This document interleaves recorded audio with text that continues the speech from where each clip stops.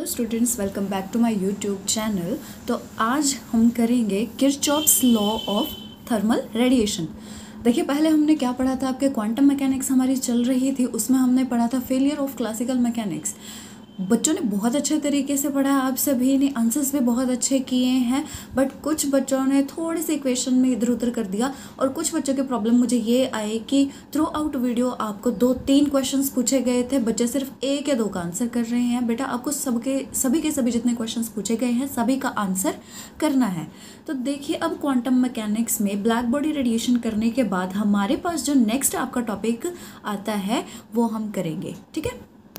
तो देखिए, इसमें भी आपका ब्लैक बॉडी रेडिएशन वाला जो फिनोमेना था वही आपका लगेगा। तो देखिए, ब्लैक बॉडी रेडिएशन वाला फिनोमेना आपका क्या था, मैं यहाँ पर डायग्रामेटिकली आपको थोड़ा सा, हल्का, ज़्यादा नहीं, और थोड़ा सा आपको एक्सप्लेन करूँगी कि मान लीजिए this is your black body, ठीक है। एक परफेक्ट ब्लैक बॉडी है ये, और ये आपका क्या कर रही है, इस पर पड़ने वाली जितनी भी रेडिएशंस हैं आपकी, ये क्या कर रहा है, इसे एब्जॉर्ब कर रहा है। क्यों? क्योंकि ये क्या है, आपका परफेक्ट एब्जॉर्बर आपका माना जाता है। देखिए, हमें ये तो पता लग गया कि आपका ये परफेक्ट एब्जॉर्बर होता है, पर इसके साथ साथ एक और चीज़ इसमें होती है, एक और क्वालिटी इसमें होती है ब्लैक बॉडी रेडिएशन की। अगर आप एब्जॉर्प्शन वाला फिनोमेना लेकर चलेंगे तो आप एमिशन वाला फिनोमेना भी लेकर चले कि ये जो होता है ये एमिट भी परफेक्टली आपका करता है। इन दोनों को आप साथ के साथ लेकर चलेंगे ब्लैक बॉडी रेडिएशन की, जहाँ पर भी बात आपकी होती है। जो दूसरी बॉडीज़ होती हैं आपकी, ब्लैक बॉडी से अदर बॉडीज़ जो होती हैं वो भी आपकी रेडिएशन को एब्जॉर्ब करती हैं, देन एमिट भी करती हैं, बट जितने लार्ज स्केल पर आपकी ब्लैक बॉडी रेडिएशन को एमिट और एब्जॉर्ब करती है उतना कोई और नहीं करती है आपका। तो यहाँ पर इस लॉ के अंदर हम क्या पढ़ेंगे कि आपका एक क्वालिटेटिव रिलेशनशिप होगा, किसके बीच में होगा, आपका जो एनर्जी आपकी एब्जॉर्ब्ड होगी और जो एनर्जी आपकी एमिट होगी एक बॉडी की, वो हम यहाँ पर इसके क्वालिटेटिव रिलेशनशिप की बात हम करेंगे। अब देखिए, आपके 2 टर्म होती है, एक होती है क्वालिटेटिव और दूसरी होती है आपकी क्वांटिटेटिव। केमिस्ट्री लगा लो, फिजिक्स लगा लो, मैथ्स पे लगा लो, तो ये जो दोनों आपके टर्म्स होती है क्वालिटेटिव और क्वांटिटेटिव, ये बहुत ही अपने आप में एक तरीके से इम्पॉर्टेंट है। तो क्वालिटेटिव और क्वांटिटेटिव में क्या डिफरेंस होता है, ये भी आपके लिए एक क्वेश्चन मेरी तरफ से वीडियो में है आपके लिए, ठीक है। तो देखिए, अब हम करेंगे इसका एक्सपेरिमेंट, ठीक है। एक्सपेरिमेंट हम जो करेंगे, पहले मैं उसका डायग्राम आपको बताती हूँ। तो देखिए, ये आपका एक्सपेरिमेंट है। इस एक्सपेरिमेंट में हम क्या कर रहे हैं, आपका एक एनक्लोजर ले रहे हैं जिसके अंदर आपका क्या है, यूनिफॉर्म टेम्परेचर है आपका। यहाँ पर एक ब्लैक बॉल लटकाई गई आपकी, ठीक है, यानी ब्लैक मटेरियल बोल लेती हूँ मैं इसको। एक वाइट मटेरियल आपका यहाँ पर सस्पेंडेड किया गया है, ठीक है, एक बॉक्स के अंदर। और ये क्या है, आपका एक तरीके से यूनिफॉर्म टेम्परेचर रहेगा, यानी आपके इसके अंदर जो एनर्जी दी जाएगी वो बाहर नहीं जाएगी आपकी। तो इसमें इसके फर्स्ट कंडीशन आपके क्या हो गई कि ये आपका क्या है, हॉलो एनक्लोजर है जिसमें आपका यूनिफॉर्म टेम्परेचर को मेंटेन किया गया है आपका, ताकि आपका जो लॉस ऑफ रेडिएशन होता है हीट की फॉर्म में वो आपका ना हो। तो अब इसमें क्या हो रहा है कि आपके सारे के सारे स्पेस में अंदर जो है कंटिन्यूसली आपकी रेडिएशंस एमिट आपकी हो रही हैं बॉल से, साथ के साथ आपके एमिट होने के साथ ये क्या कर रहा है, एब्जॉर्ब भी कर रहा है आपका। तो जितना इसमें आपका एमिशन हो रहा है उतना ही आपका क्या हो रहा है, एब्जॉर्प्शन आपका हो रहा है। क्योंकि एनक्लोजर है, होलो एनक्लोजर है, आपका लॉस ऑफ हीट तो हो नहीं रहा है, इसीलिए आपका क्या है, एक ब्लैक बॉडी जो होती है आपकी वो परफेक्ट एब्जॉर्बर और एमीटर दोनों ही होता है आपका। तो जब हमने बाहर से इसको एनक्लोज कर दिया है तो यहाँ पर ये क्या होगी, सेम अमाउंट से एमिट करेगी और सेम अमाउंट से एब्जॉर्ब करेगी। और ये सिर्फ आपका ब्लैक बॉडी के लिए नहीं है, आपकी जो दोनों की दोनों बॉल्स हैं बोथ बॉल्स आपकी क्या करेंगी, एब्जॉर्ब भी करेंगी एंड वो एमिट भी करेंगी। तो देखिए थोड़ी ही देर में हमें क्या पता लगता है कि ये जो आपका अंदर का ये जितना भी एरिया है, यहाँ पर जितना भी आपका टेम्परेचर था, ये जो एनक्लोजर का आपका टेम्परेचर है, ये किसके आपकी जो ब्लैक बॉल्स हैं और जो एक आपकी वाइट बॉल है, इन दोनों का टेम्परेचर भी आपका एनक्लोजर के टेम्परेचर जितना ही हो जाएगा। और ये जो आपका टेम्परेचर कांस्टेंट रह रहा है इनका, ये तब तक रहेगा जब तक आपका एनक्लोजर जो है ये वाला आपका, इसका टेम्परेचर आपका यूनिफॉर्म रहेगा। तो फर्दर हमें इससे पता क्या लगता है कि आपके जो दोनों के दोनों बॉल्स हैं वो सेम टेम्परेचर पे है, डिस्पाइट कि आपकी जो ब्लैक बॉल है वो परफेक्ट एब्जॉर्बर होती है, परफेक्ट एमिटर होती है, और आपकी जो वाइट बॉल होती है वो क्या होती है, आपकी पुअर रेडिएटर और पुअर एब्जॉर्बर होती है। पर ऐसा क्यों होता है? क्योंकि आपने जो यहाँ का टेम्परेचर था वो एनक्लोज कर रखा है, तो जो इसकी आपकी प्रॉपर्टीज़ हैं और इसकी आपकी प्रॉपर्टीज़ जो नहीं है वो आपस में एक दूसरे को बैलेंस कर देती हैं। ठीक है, बैलेंस करना यहाँ पर क्या कहलाता है, इक्विलिब्रियम आपका क्रिएट कर देता है। अब ये इक्विलिब्रियम पे कैसे होगा, जो ब्लैक बॉडी है आपकी ये क्या कर रही है, ये एमिट कर रही है, ठीक है, और ये क्या कर रही है आपकी, एब्जॉर्ब कर रही है यहाँ से, फिर ये एमिट कर रही है, फिर ये एब्जॉर्ब कर रही है, तो इनके बीच में एक इक्विलिब्रियम फॉर्म आपका हो जाता है, डिस्पाइट कि किसका कलर ब्लैक है और किसका वाइट है, दोनों एक दूसरे को बैलेंस कर देते हैं। ये आपका थर्मल रेडिएशन का किरचॉफ लॉ है, एक्सपेरिमेंट किया हुआ है, एक्सपेरिमेंटली ये चीज़ आपके प्रूवन है। तो ये जो आपका लॉ था ये आपका किसने दिया था, किरचॉफ ने दिया था आपका 1859 में, और ये आपका क्या कहलाता है, Kirchhoff law of thermal radiation. ये आपका लॉ क्या कहता है, मैं आपको अच्छे से जो प्रॉपर डेफिनेशन है वो आपको बता देती हूँ। तो बेटा देखो इसका लॉ क्या कहता है, this law states that at any temperature, किसी भी टेम्परेचर पर जो रेशो होगा इमिसिव पावर का एक बॉडी की, उसकी एब्जॉर्प्टिव पावर के साथ वो कांस्टेंट होगा आपका। ठीक है, और ये कांस्टेंट आपको कैसे बताया जाएगा, इस मैथमेटिकल एक्सप्रेशन से, यानी आपकी जो होगी इमिसिव पावर और उसकी आपकी एब्जॉर्प्टिव पावर किसके इक्वल होगी, आपके किसी कांस्टेंट के इक्वल होगी। और इस पे क्या कंडीशंस लगती है कि वो इंडिपेंडेंट होते हैं नेचर ऑफ बॉडी के, चाहे वो ब्लैक बॉडी हो चाहे वो वाइट बॉडी हो, उससे उसके ऊपर कोई फर्क नहीं पड़ता, और ये इक्वल होगा emissive power of the black body the same temperature. यानी अब आपको पता लग गया है कि किसी इक्विलिब्रियम में, किसी आपके होलो एनक्लोजर में यूनिफॉर्म टेम्परेचर पर अगर आप ब्लैक बॉल और कोई वाइट बॉल को साथ में रखते हैं तो उसके अंदर जो टेम्परेचर है, ठीक है, जो यूनिफॉर्म टेम्परेचर आपने दे रखा है, कभी ब्लैक बॉडी एब्जॉर्ब करेगी आपकी, ठीक है, वाइट बॉडी एमिट करेगी, वाइट एब्जॉर्ब करेगी तो ब्लैक बॉडी एमिट करेगी।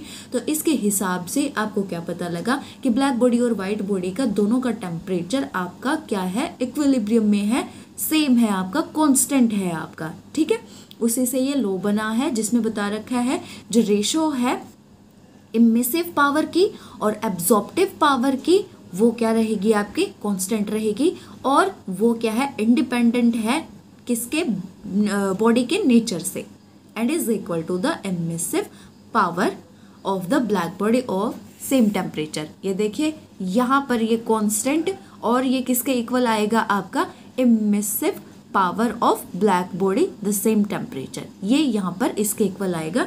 ये यहाँ से इस एक्सपेरिमेंट से हमें मैथमेटिकली भी यहाँ पर प्रूवन कर दिया है। ठीक है, अब यहाँ पर आपका ES जो है ये क्या है, आपका emissive power of the surface, AS है आपका absorptive power of the surface, EB है आपका emissive power of a perfect black body.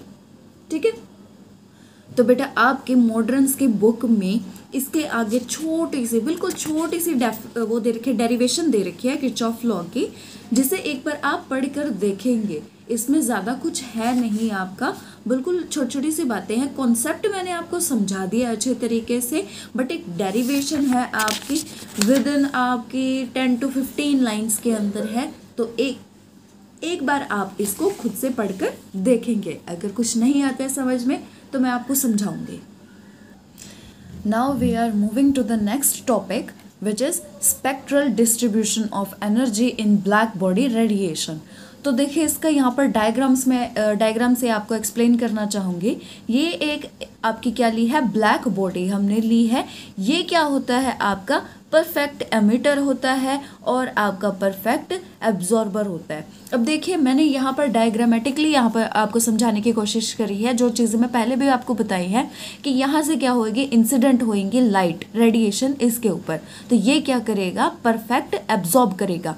जब ये एब्जॉर्ब कर लेगा सारा का सारा, उसके बाद इस पे क्या आ जाएगा, बहुत सारी एनर्जी आ जाएगी इसके पास। देन ये क्या करेगा, एक एमिटर का काम करेगा और ये क्या करेगा, जितनी रेडिएशन इसने एब्जॉर्ब करी है सारी की सारी, जितनी इसके पास आई है उतनी ही ये एमिट भी कर देगा। इसी करके ये perfect absorber as well as perfect emitter आपका कहलाता है। जो ब्लैक बॉडी रेडिएशन है, ये जो एक्सपेरिमेंट है, ये किसने किया था, लूमर ने करा था एंड प्रिंगशिन ने किया था इन 1899 के अंदर। ठीक है, तो ये इसमें जो आपके हमेशा साइंटिस्ट के जो नाम होते हैं आप साथ के साथ याद करेंगे तो बहुत अच्छा होगा, क्योंकि बेटा ये आगे कॉम्पिटिटिव एग्जाम्स में भी आपसे पूछ लिया जाता है। और एक्चुअली में आपको पता भी होना चाहिए जो आप एक्सपेरिमेंट पढ़ रहे हो उसकी डिस्कवरी आखिर करी किसने है, ये चीज़ें आपको पता होनी चाहिए। अब देखिए इसके बाद जो आपका नेक्स्ट मतलब इसी के अंदर spectral distribution of energy in black body radiation के अंदर जो आपके पास टर्म आती है वो आती है आपकी एनर्जी डेंसिटी। अब देखिए एनर्जी डेंसिटी का यहाँ पर क्या मतलब बताया गया है। एनर्जी डेंसिटी वो होती है जिसमें आपकी जो अमाउंट ऑफ रेडिएशन एनर्जी है जो ब्लैक बॉडी क्या करती है, पर यूनिट एरिया एब्जॉर्ब करती है, वो किस पे डिपेंड करती है, जितना ब्लैक बॉडी आपकी हीट ले लेगी टेम्परेचर से। ठीक है, तो एनर्जी डेंसिटी किसे बोलते हैं, आपका amount of radiation energy per unit area of black body depends upon the temperature up to which it is heated. ठीक है, amount of radiation energy per unit area of black body. ठीक है, तो यहाँ पर आपको बस ये करना है कि ये इंसिडेंट लाइट आपकी ये रेडिएशन है और यहाँ पर यूनिट एरिया आपका कितना अमाउंट आपका ले रही है या फिर उस पर गिर रही है, रेडिएट उस पर इंसिडेंट हो रही है, वो किस पर डिपेंड करता है, आपके जिस टेम्परेचर तक वो हीट होगी। ठीक है, एनर्जी ले रहा है तो हीट अप भी होगी, ऑब्वियसली बात है। एनर्जी जब भी आती है साथ में हीट एनर्जी भी आपकी इंक्लूड होती है, ऑलमोस्ट टाइम पे इंक्लूड होती है। तो ये आपका यहाँ पर डेफिनेशन हो गई एनर्जी डेंसिटी की। और जो ये आपका मतलब जो रेडिएंट एनर्जी है, ठीक है, ये आपके डिफरेंट फ्रीक्वेंसीज की होती है, तो ये डिस्ट्रीब्यूट की जाती है अलग अलग उस पर और डिस्क्राइब किसके टर्म्स में करी जाती है, आपकी ई लैम्डा डॉट डेल लैम्डा की उसमें। अब इसको क्या बोलते हैं, रेडिएंट एनर्जी डेंसिटी बोलते हैं आपकी। ठीक है, डिफरेंट आपके फ्रीक्वेंसीज पे होंगी जो रेडिएंट एनर्जी है और उसके टर्म जो है, उसका जो फंक्शन है टर्म्स का, वो आपका क्या आएगा, E lambda dot del del lambda. अब यहाँ पर हम डेफिनेशन किसकी पढ़ेंगे, रेडिएंट एनर्जी डेंसिटी की। ठीक है, अब यहाँ पर आपने ये वाली टर्म तो पढ़ ली कि आपकी जो रेडिएंट एनर्जी है वो डिफरेंट फ्रीक्वेंसी पे डिस्ट्रीब्यूटेड होती है, उसके डिस्ट्रीब्यूशन के लिए जो फंक्शन है वो आपका रेडिएंट एनर्जी डेंसिटी है। बट ये रेडिएंट एनर्जी डेंसिटी आपकी है क्या, ये है आपकी amount of radiation per unit volume of the black body in wavelength of range lambda plus del lambda. ठीक है, यानी कि क्या है, आपके पर यूनिट वॉल्यूम जो ब्लैक बॉडी है ना उसका पर यूनिट वॉल्यूम पे अमाउंट ऑफ रेडिएशन आपकी कितनी है, और अमाउंट ऑफ रेडिएशन आपके किस में ली जाती है, रेडिएशन की उसके आपके लेने की वैल्यू क्या होती है, वेवलेंथ होती है, और उसकी रेंज क्या होनी चाहिए आपकी, लैम्डा प्लस डेल लैम्डा। अब यहाँ पर आपका क्या आता है, ब्लैक बॉडी रेडिएशन कर्व आता है आपका। ये आपका यहाँ पर कर्व बताए गए हैं, ठीक है, डिफरेंट वेवलेंथ के आपको कर्व बताए गए हैं, और ये आपके कितनी कितनी एनर्जी एब्जॉर्ब करते हैं, उसके बाद कौन से रीजन में नज़र आते हैं, वो सारी चीज़ें भी आपको बताई गई है कि इस अंडर में यहाँ तक ये वाली चीज़ हो गई, ये आपका इतना होगा, ये इतना, जब ये यहाँ पर तक जाएगा तो ये इंफ्रारेड रीजन में आएगा, आपका यहाँ तक जाएगा तो अल्ट्रावायलेट में आएगा, और जब ये इतनी एनर्जी यहाँ पर ले लेगा, एनर्जी डेंसिटी यहाँ पर किसकी, the amount of energy absorb वाली आती है, या फिर उस पर जो इंसिडेंट होती है उसकी आती है, ठीक है, पर यूनिट जितना बॉडी ब्लैक बॉडी आपका लेती है which it is heated up to. तो यहाँ तक अगर आपकी लेती है एनर्जी डेंसिटी तो विजिबल एरिया में आपका आ जाता है, विद वेवलेंथ आपको बताया गया है और विद एनर्जी डेंसिटी आपको यहाँ पर ये चीज़ें बताई गई हैं। तो जो ये आपका जो एरिया है अंडर द कर्व, ये आपका क्या रिप्रेजेंट करता है, total emitted energy at a particular temperature, ये आपका यहाँ पर शो करता है। पर्टिकुलर टेम्परेचर आपका यहाँ पर ये चीज़ें बताई गई है, देखिए 6000 केल्विन आपका, ठीक है, 5000 केल्विन, और ये सारे टेम्परेचर आपको बताए गए हैं।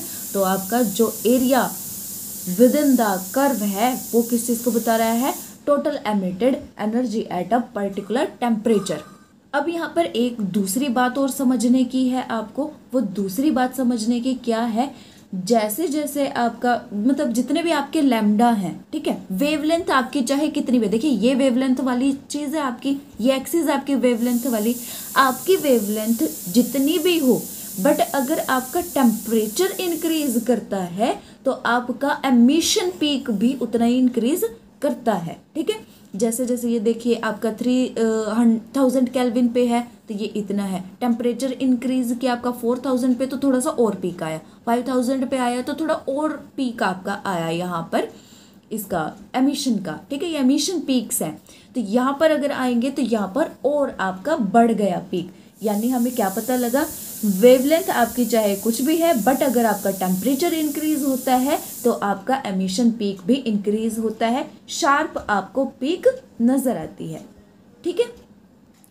और हमें यहाँ पर क्या पता लग रहा है, एट ए गिवन टेम्परेचर जो आपकी एनर्जी डेंसिटी है, ठीक है, ये जो एनर्जी डेंसिटी है आपकी, ये यूनिफॉर्मली डिस्ट्रीब्यूटेड नहीं है आपकी रेडिएशन स्पेक्ट्रम में, ये रेडिएशन स्पेक्ट्रम है आपका, तो यहाँ पर यूनिफॉर्मली डिस्ट्रीब्यूटेड नहीं है एक ब्लैक बॉडी के लिए।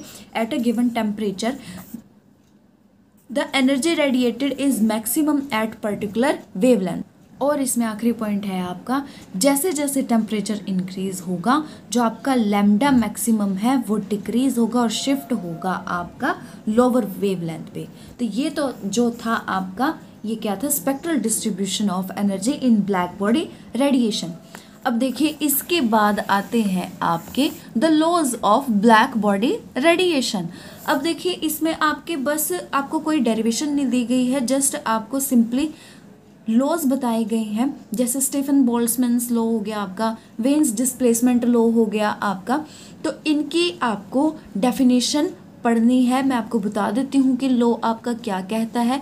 जैसे स्टीफन बोल्ट्जमैन्स लॉ है आपका, ये क्या बताता है कि अकॉर्डिंग टू दिस लॉ जो एनर्जी एमिटेड है ब्लैक बॉडी की पर unit area per unit time वो किसके प्रोपोर्शनल होती है, 4th power of the absolute temperature के इक्वल होती है, ठीक है। तो ये आपका मैथमेटिकल एक्सप्रेशन यहाँ पर दिया गया है।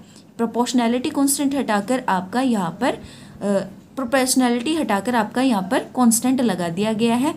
इस सिग्मा कांस्टेंट को हम क्या बोलते हैं, स्टीफन्स कांस्टेंट बोलते हैं आपका, और ये इंडिपेंडेंट होता है nature of the material of the body के। इसके बाद आता है आपका वेन डिस्प्लेसमेंट। अब इस लॉ में क्या होता है आपका, अकॉर्डिंग टू दिस लॉ जो आपका मैक्सिमम वेवलेंथ होती है, ठीक है, emittance of radiation by a black body वो किसके आपके इन्वर्सली प्रोपोर्शनल होती है, एब्सोल्यूट टेम्परेचर के आपके इन्वर्सली प्रोपोर्शनल होती है। अब ये प्रोपोर्शनल हटाकर कांस्टेंट लगा दो तो ये जो आपका कांस्टेंट आता है ये आपका वेन्स कांस्टेंट होता है, इसे हम वेन्स लॉ बोलते हैं आपका। इस तरीके से ये आपके दो कांस्टेंट यहाँ पर बता रखे हैं और ये हैं आपके the laws of black body radiation.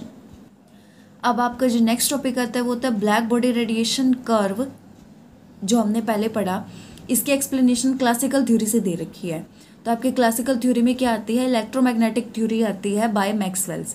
तो according to Maxwell's electromagnetic theory जो ब्लैक बॉडी रेडिएशन होती है वो एमिट होती है, कैसे होती है, जब आपका जो पार्टिकल है वो क्या करता है, आपका ऐसे ऐसे, जैसे मान लो ये पार्टिकल है, ये आपका क्या करे, ऐसे ऐसे वाइब्रेट करे, ऑसिलेट करे आपका, तो आपका क्या कहलाता है कि ये मतलब एक तरीके से एब्जॉर्ब भी कर सकता है और एमिट भी कर सकता है रेडिएशन को कंटिन्यूसली, अगर ये किसी मोशन पे, क्योंकि आपकी जो क्लासिकल थ्योरी है वो किस पे डिपेंड होती है, मोशन पे डिपेंडेंट आपकी होती है। Due to these vibrations oscillator emit the energy in the form of electromagnetic radiation. अब देखिए मैक्सवेल इलेक्ट्रोमैग्नेटिक थ्योरी में जो आपकी रेडिएशन एमिट होगी वो किस उससे होएगी, किस फॉर्म में होएगी, इलेक्ट्रोमैग्नेटिक रेडिएशन में होएगी ऑब्वियसली। जो फ्रिक्वेंसी होती है रेडिएशन एमिटेड की वो किसके इक्वल होती है, जो कि फ्रीक्वेंसी हो ऑसिलेटर वाइब्रेट करने की, ठीक है। एमिट वाली जो आपकी रेडिएशन उसकी फ्रीक्वेंसी किसके इक्वल होगी, आपकी जो फ्रीक्वेंसी ऑसिलेटर के वाइब्रेट होने की है आपकी, जिस उस पे ये ऐसे ऐसे होगा इतनी ही फ्रीक्वेंसी से इसकी जो वो है आपकी वेव्स हैं वो भी उसी फ्रीक्वेंसी की होगी। मान लो ये आपका क्या है, आपका ऑसिलेटर है, ये वाइब्रेट कर रहा है, इसकी जो इलेक्ट्रोमैग्नेटिक रेडिएशन है वो मान लो ये है आपकी, तो ये ऐसे ऑसिलेट कर रहा है तो ये भी ऐसे ऐसे ऑसिलेट करते हुए ऐसे ऐसे जाएंगी सेम फ्रीक्वेंसी पे, ठीक है। ये था इसका मतलब। देन आपका आता है आगे वेन्स कॉन्ट्रीब्यूशन। अभी क्लासिकल थ्योरी के अकॉर्डिंग है बेटा, इस चीज़ को ध्यान रखेंगे आप। It was based on the classical theory and assumed that the oscillator are of molecular size.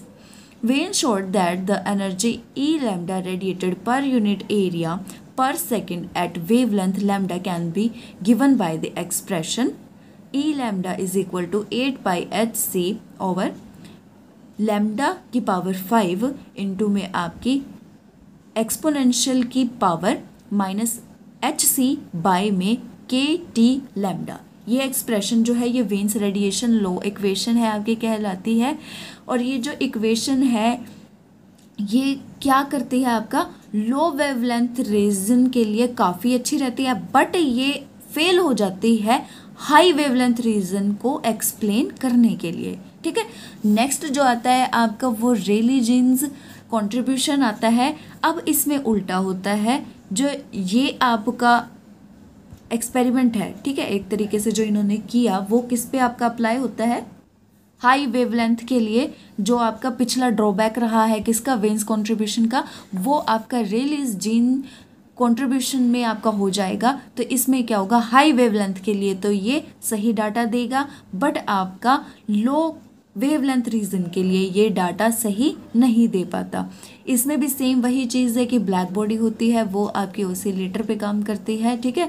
इनकी आपकी क्या निकलती है, वाइब्रेशंस निकलती है, सेम चीज़ उसी में भी आएगी। और इनका एक्सप्रेशन रेली जीन्स कंट्रीब्यूशन का एक्सप्रेशन आपका ये रहता है, ठीक है। तो ये जो ब्लैक बॉडी रेडिएशन कर्व थे इनकी एक्सप्लेनेशन बाय क्लासिकल थ्योरी यहाँ पर आपको बताई गई है।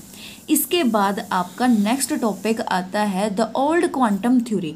अब इसमें आता है आपका Planck's theory of black body radiation, Einstein theory of photo electric effect, Bohr's theory of hydrogen atom. ये जो है हम नेक्स्ट लेक्चर में आपके डिस्कस करेंगे टॉपिक्स। आज के लिए इतना ही। Thank you very much.